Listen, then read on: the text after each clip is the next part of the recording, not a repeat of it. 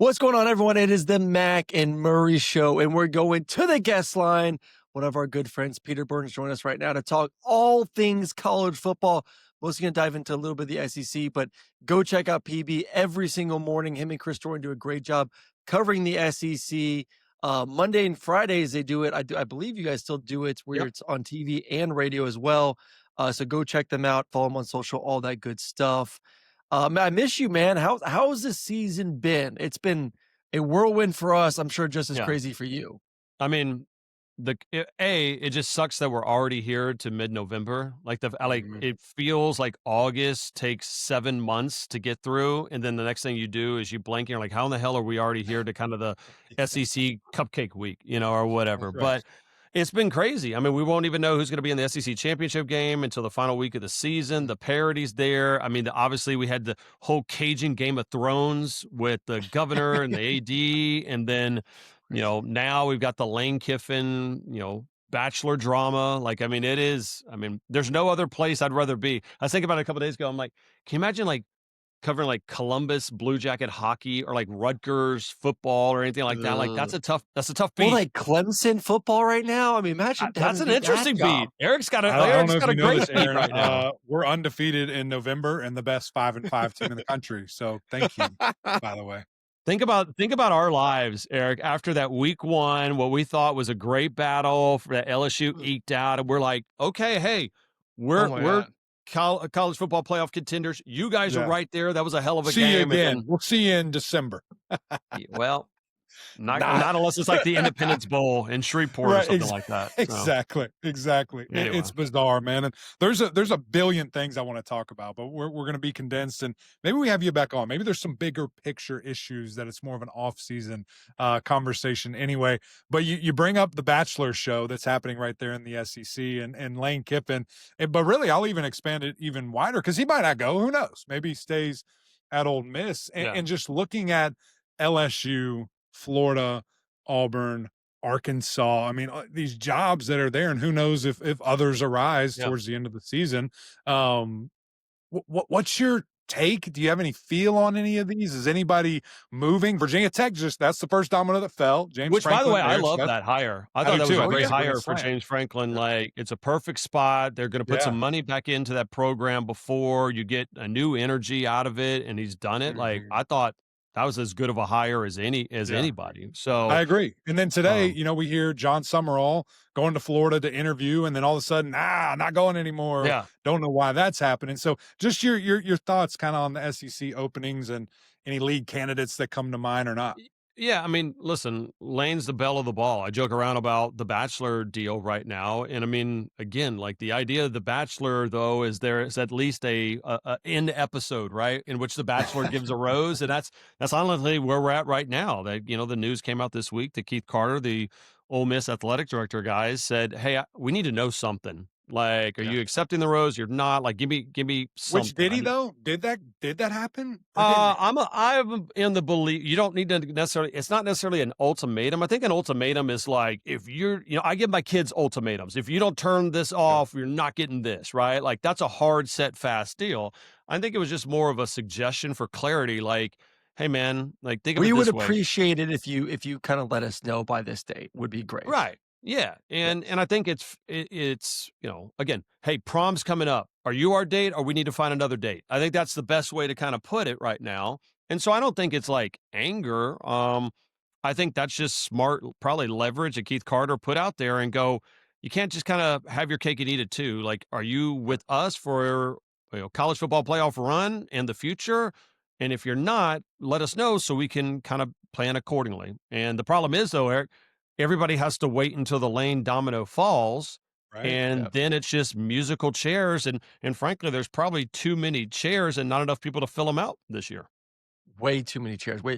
So, I mean, obviously a crazy situation. I think we can talk to E's point about the offseason and some of the issues at a later date, but just the calendar being cleaned up because it does suck that Lane is having to make these decisions now as his team is the number 6 team in the country. He doesn't as they're essentially locked. He doesn't have to make these decisions now. He's choosing. He does and he doesn't. But once again, it's not, none of this is Lane's fault. He chooses not to make the decision of a decision he has to make is what you're saying. Yeah. This is this is any person who is given an opportunity to better their career, they're going to take that opportunity, at least look at it. He's looking at it. I'm not mad at Lane for taking a peek at Florida and LSU. No blame at all. The blame has to do with college football and the calendar and the fact that how do you make that decision right now? How do you say to Ole Miss that I want to stay here for the next month as we try to win a national championship, but oh yeah, after that I'm gone. You know, Yeah, how do I you tell your mean, players that? It's a really crappy situation. Like, how do you change the world in which we live in now for college football and that aspect of it? I don't think you can. I mean, I don't think the calendar is going to allow it. And again, we've had this conversation. I know Lane gets a lot of hell, and I've given him a lot of hell for the way he's handled it via social media, and we can get to that in a little bit. But I've also had an honest conversation. Like, what else do you want Lane to do? Like, he told his players this is going to come out. He told the Yeah. media, to a certain extent, at least in front of a microphone, going, "Hey, these things happen, and I've addressed it with my players. He's won football games out there. He's going to get him in the college football playoffs. So, like." By all accounts, Lane has done every single thing you could ever ask. And it wasn't like he's been there for 6 months. He's been there for 6 years. So, like, it's been a mutually beneficial situation for both of them. I think the thing where Lane found himself in trouble is that he's kind of enjoyed the attention of playing footsie of, man, Right. I'm coming here and here's a Watch visor for footy. Lane 2026 and, all of these inspirational readings. And then he doesn't commit. So, Yeah. I mean, it's, again, if he didn't have a social media account, I don't think we would be Everything would be looking at fine. this in any different way. But Like, Lane I would think it not would be just be a Lane Kiffin normal, without social media though either. it's So like Sam, what is it? David and Samson, the guy that cuts his hair or David and Goliath or Yeah, whatever. Samson. Like, Yeah. I don't know if he could, I know I couldn't if I didn't have my Twitter account. So I don't think that he would actually be able to let me physically like live life without it. let me ask this question. Sorry, Emac. Let me jump in one more on this topic before we move on, and you can obviously continue if you want to. But can he? I think the ultimate question at the end of the day is: do you believe he can win a championship at Ole Miss? Mhm. And do you believe he can win a championship if he went to Florida or LSU? Realistically, like making to the playoffs is one thing. It's been great, the consistency, but do we truly believe Mhm. that Ole Miss can win a championship? And if not, would he be better off going to one of those other two spots? I I actually think yes. But Okay. here's the issue. I don't think this is the team that can win that championship, right? Like I think this team is good. I think they kind of lucked into Trinidad Chambliss of him being that solid. But I mean, top to bottom, if I see them in the way that I mean, frankly, that I've seen maybe even Ohio State or Indiana play at some point, or maybe it's A&M or whatnot. Oh, Like, they lost do to I think Georgia. yeah, yeah. I mean, like, do I think they're on that same championship level this year? No. But if this was a situation where he's building on the foundation and they had another monster year, could they win a college football playoff? Yeah. Or game and or championship? I think he can. 5 years ago, I don't know if Ole Miss could have. But in our current climate of college football, if you can win a national championship, which is possible in Bloomington, Indiana, holy hell, guys, you can win it anywhere. Yeah. And and I don't know, I don't think there's a slam dunk job in any. Like Lane could go to LSU. I don't know if that works, right? I mean, like there's no guarantee in it. And the weird part about it, as much as Lane probably would want to go to LSU, like he would have to go a long way to become the second most loved or beloved LSU Tiger coach, because Saban's always going to be beloved because he brought the first one there in '03, and Les was their guy to a certain extent. But hell, Ogeron is Mr. Louisiana. So, the bar is set high for these guys. And I think that's why Sark and even Lane and all of these coaches right now, James Franklin included, are like, dude, it's just tough to win anywhere, much less Mhm. national championships the way coaches used to be able to do it. Right. Well, and I think even another kind of angle, but similar thing of what you're saying there, you don't have to go to LSU to win a national championship like maybe you used to. You don't have to go Right. to Alabama, or you don't have to go to Notre Dame, Ohio State. You can win it at Ole Miss. You can win it, at Texas A&M and these different places where it just feels like when a job opens, we think the doors are going to be Lubbock, knocked Texas down Tech running right to it. now. Like, think about Right. Lubbock.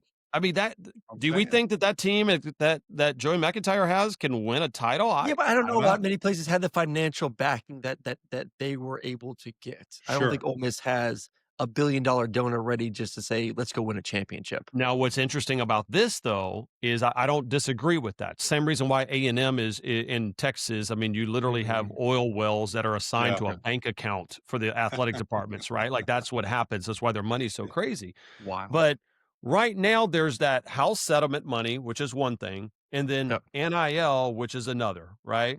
But let's be honest, we all believe that NIL is basically the paying for these quote unquote some of the salaries, right? What if all of a sudden this college sports commission comes out and starts like really truly, navigating every single one of these deals, and basically it becomes like a salary cap, like you only can spend $25 million legit? Then what is an advantage?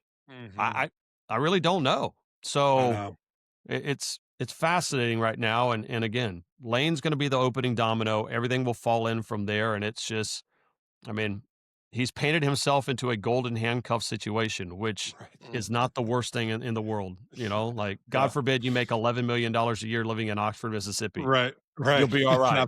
God forbid everybody bad. loves you in Gainesville. You'll be all right. Yeah. God forbid you become a king in Baton Rouge. You'll be all right. Yeah. It'll be interesting. Fascinating to see what happens. Let's stay in the SEC here. And I, kind of mentioned this before we hit record, that I am so fascinated because of the world that we're living in and talking about bigger picture things. How do we fix it in the off season? Things we talk about here. Aaron and I went for like 20 minutes talking about this.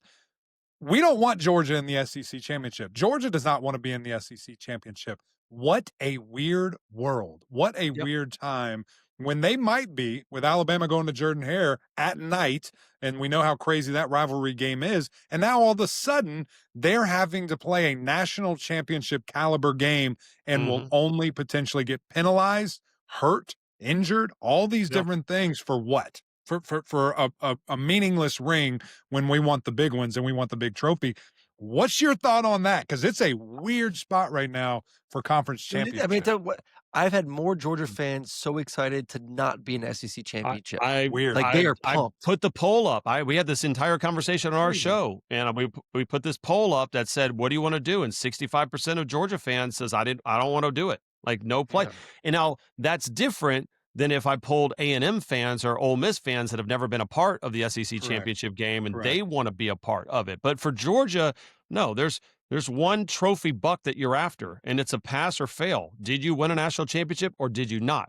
Like, no, who cares? Like, in certain, I mean, outside to minimize it, people should care, but they're already past that, right? And so I think it's an awkward situation. Alabama's in a weird spot too, because even if they do win, let's say they play A&M, what ends up happening is that if Alabama loses, Eric, what happens to them in the college football playoff? Like no more home game, and hopefully you'd still be in. I want to respect, conference championship, especially if ACC last year, SMU, which was on the fringe, and they lost, and then still get in. I can't imagine anybody that's in the SEC championship game would ever be out. But are we getting to a point though that it's going to be like baseball or basketball where even if we add 16 teams to the playoffs, like I hate this because I know fans get so mad at me. I'm like, I love college football. I was a part of 2 SEC championship games. I love it, but it just feels like the push is so much about playoffs, and this is a game that is going to hinder 2 potential big time teams and push them out of the ability to have a bye while you play a competitive game, and then you kind of get screwed on the back end if you don't win it. Well, it's not 2. I mean, the Big Ten's dealing with it too. That's what I'm saying. The Big Ten, like 2 conferences, Big Ten 2. Indiana, that's why the Big Ten is looked at as like, all right, do you expand it and create almost like a play-in weekend? Which again, I don't know if I'm ready for that, but it's like, all right, well, what's the game between the 5th and 6th, team in the SEC or something along those lines, or on the quote unquote playoff bubble? Then like. Absolutely. Vanderbilt would love an opportunity to face whoever, Alabama right now, again, to be like, hey, give us one more shot or whatnot. I don't think we'll get to a point where any change is going to be made. It's a huge moneymaker for the leagues and for television. There's still a lot of the old school, and I'm not saying it's wrong, that believes that the championship is still a championship, right? Like Chris Doering talks about it every single day. It's like, hell no, that means something, is to win a title. And I think that's important. albeit the fan base is like, dude, give me the national title. I don't want anybody injured. I don't think it'll be a open discussion until we see two teams and two coaches lay down in the SEC championship game, where you look at it and go, man, I'm gonna be very vanilla. I'm gonna get my guys out there like almost a preseason game. They're gonna play a quarter, get in the game flow, work on one or two different things, Ooh, that'd and be such a bad look. whoever wins. And I don't think we get that, but I guarantee you, if back in the day, I was gonna say that was a bad example, but like I'm curious if any coach would look at it that way. But then again, if you're Kirby, that's not in his DNA either. Like, it's not in his DNA. Like, if you're gonna run the ball, play the damn sport. Like, Yeah. so Well, I I don't don't think any know. of those guys. I mean, you're in the game for a reason because you have an ultra competitive team and you have a really good team. I Yeah. don't think anyone wouldn't want to go out there and compete for a championship. I just don't think at the end of the day, like my perfect world is just like every other sport, especially professional, the season ends and we jump right into the postseason. I think Joel Klatt said this like a year or two. Like, what sport has a 3-week gap between end of the season and the beginning of the postseason? All this None. momentum is being built, and then we just press pause. We have the conference championship weekend, then we have Army Navy, and then we start the playoffs. It's like, why can't? And I think it would also, too, for the calendar's sake, be great to end the season and then the playoffs start first weekend of December, and then the season's over before New Year's. And I think they can work on that. I mean, again, it's unwinding contracts that have been there for a while with some probably the bowl thing, and then figuring out who gets their piece of the pie, and everybody makes enough money. So I don't disagree. That'd be great. I mean, the calendar, of course, gives us kind of the coaching chaos that we have now. But yeah, I mean, think about it. I guess if now, let's say you did not play in the college football or your SEC championship game, or even if you did, and you got a bye, you're probably still not talking about like another 3 weeks until you play a game, right? I know. Right. So, A I long mean, time. God, the BCS days, it was like 61 days, it felt like. I mean, it was just Dude, it ridiculous. sucks. It's It's not just fun. It's not fun. And it's No, it's hard way because too you go much. from literally week, you have your process to then now, what do we do? Do we redo camp? Like, what are we going to do in For this one, this for a time game. off for one game? I mean, Yeah. it's such a weird thing. Staying on the bigger picture standpoint, we just had the rankings come out, and there's a little bit of kerfuffle, a little bit of angst. And you might be with me on this. How the hell is Notre Dame above Alabama and above the No. Miami Hurricanes, who beat them, Peter? We saw it on the field. Where are you with that? I'm upset because now I need another hour on the podcast. Like, I mean, like, where do we even start? I got to the point a couple years ago where I stopped caring about what they say in the first, like, probably the first one I'm kind of curious about. And then I don't really care until like the penultimate, like the second to last one, because I've stopped having a brain cell or like wasting my brain cells going, well, they meant this week. And then that week they did this. And that's like, it makes no sense.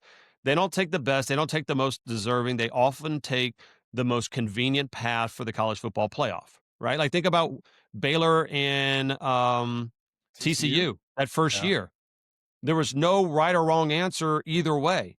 And so what they did, they said, we can't decide. We're going to take the convenient way and take somebody else and not either one of those squads. So, I mean, I stopped and we need to just have the rankings, put them out there and not televise the comments for the chair. I mean, no one has ever seemed No, they smart need to after that. televise the actual talk of like what's going on in that boardroom so we know. My So biggest issue with the whole thing, PB, is like, man, there's so many people in there that have never coached or played the game, making decisions about football, and that drives me a I little was bit told crazy. they have coaches in there and that they watch They film do. and tell them. They have coaches. They do have some coaches, but not the majority are not coaches. I mean, I have issues with those. I mean, going back to, I mean, think about it. I'm a firm believer in, and I will die on many stupid hills, but this is the one that I feel confident about. There's no way a sitting athletic director should ever be a part of the college football playoff committee. Totally. Period. Point blank. Hard, fast, stop. No. How is it because possible? How is it possible to watch when you're It's doing not. all your things? It's not. you don't. I mean, go back and look. Ward Manuel was dealing with NCAA investigations, Big Ten investigations, guys getting suspended, Yeah. sign stealing scandal, and I'm like, man, he was locked into the third quarter of North Texas Of and course. Of course he Louisiana was. Tech about that G5 spot. Like, get the hell out of Uh-huh. here. Like, Yeah. so, and I don't think it's fair to the teams. I don't think it's fair to the fan bases because then it adds like, I mean, like the Utah athletic director, while Utah is literally on the bubble Yeah. and now he's in, what do you think? Yeah, I mean, that's Mhm. conflict of Mhm. interest. I mean, that's not a good Mhm. situation. I mean, it's just, it's an absolute mess. It's a mess. Let me send you off with this one, PB. We appreciate you joining us here tonight to record this. As we look at the SEC and kind of everything that's happened this past weekend, with Alabama going down, Texas losing, A&M kind of surviving versus South Carolina, Georgia with their dominant win versus Texas. Who has the best chance in your mind to win a national championship this year? Who Eric, is it? you know what he wants me to say, I right? I know. mean, He's been like that. barking a I'm lot never seen recently. a more It's weird. self-serving you and dog anyone for but live question in I know. my just 32 years of wondering. existence. It's the dogs. It's your guys. I Is it? mean, Okay. it is a winning DNA. I'm not saying it's 2024 Ohio State, where they were pretty good in the regular season and then hit like a different level Oh, come yeah. playoff time. But I'm not saying it's not that either. Like, I Yeah. mean, Gunner looks better each and every week. They're understanding their identity. Like Kirby had that look in his eye against Texas. That was the same look he had before the TCU game, where I'm like, Yes. there's a belt to ass situation that's about to Yes. happen, and I Yeah. know who's swinging the belt. And Kirby's starting to feel that. I think Bobo's finding his way on this team. Schumann's great. I mean, this is a legit squad, dude, and I Yeah. trust them. I still think the A+ game of A&M that we saw in the second half against South Carolina, we saw against LSU and others. I think that's the best game that anybody can play, but Georgia's just going to be too consistent. And it comes Yeah. down to it, like, can you run the ball and are you physical? That's what Mhm. you smart football people say all the time, right? Like, That's all it is, baby. Georgia's It's an built on easy game. physicality. You make it too Like, hard.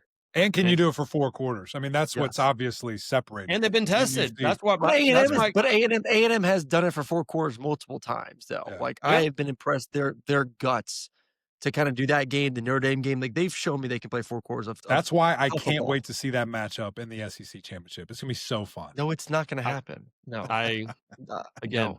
No. Hey, real wait, what we were just talking about. I'm losing my mind. We were just talking about The Mike dogs? Elko and A&M. Sorry. I had to get this off my chest and tell me how dumb of a take this is, and I know it's going to be Oh. pretty dumb. Am I crazy to think why in the world did they already give Mike Elko an extension? None of it ever makes sense. I Why just do we do it so quick? I and love I Elko. I think he's I great. Did Why we do we I'm think do the it so Elko same was fast? way. going anywhere? Did we I think he's call him going the Where's he Teddy anywhere? going? He's going Roosevelt to of college LSU? football. Like, I love that dude, and he's great. But when I saw that news that they were talking about a contract extension, I'm like, Why? Who's his I was agent? just Do you know? Do you know who his I agent don't. is? I don't. And again, Is it? I'm I happy don't if know. Trip. I mean, if it's Jimmy, it wouldn't surprise me. Sexton. Um, and I was just like, man, like he was just making $3 million a year at Duke. You pay him $7 million plus a lot of incentives, and he's okay first year.